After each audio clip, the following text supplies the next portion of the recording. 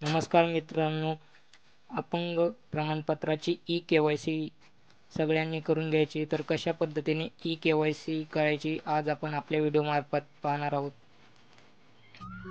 तर सर्वात अगोदर आपल्याला क्रोम ब्राउझर मध्ये ओपन करायचं आहे. क्रोम ब्राउझर मध्ये आल्यानंतर तुम्हाला इथे गुगलवर UDID लॉगिन असं सर्च करायचं आहे.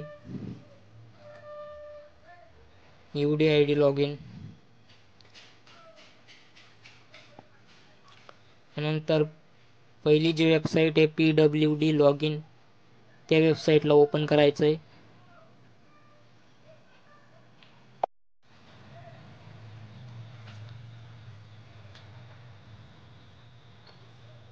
ओपन झाल्यानंतर पुढे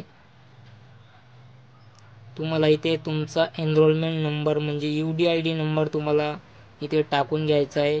जो MS ने सुरुवात झालेला UDID नंबर तुम्हाला इथे टाकायचा आहे.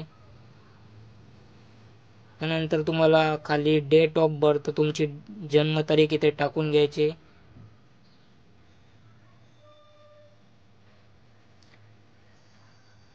डेट ऑफ बर्थ टाकल्यानंतर खाली दिलेला जो कॅप्चा आहे त्याच्यात काही संख्यांची बेरीज आहे ती करून तुम्हाला इथे लॉगिन या पर्यायावरती क्लिक करायचं आहे. लॉगिन या पर्यायावरती क्लिक झाल्यानंतर पुढे अपडेट ई-केवायसी या पर्यायावरती क्लिक करायचं आहे. अपडेट ई-केवायसी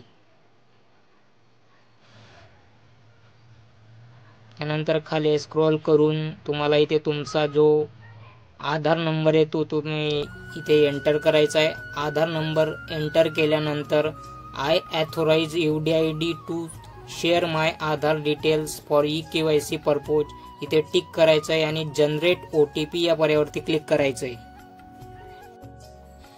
पुढे OTP तुम्हाला इथे टाकायचा आहे आणि व्हेरीफाय OTP या पर्यायावरती क्लिक करायचं आहे.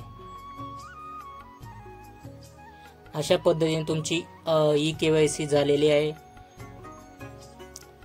सक्सेसफुली व्हेरीफाईड होईल. त्यानंतर तुमची ई-केवायसी इथे पूर्ण झालेली आहे. धन्यवाद मित्रांनो.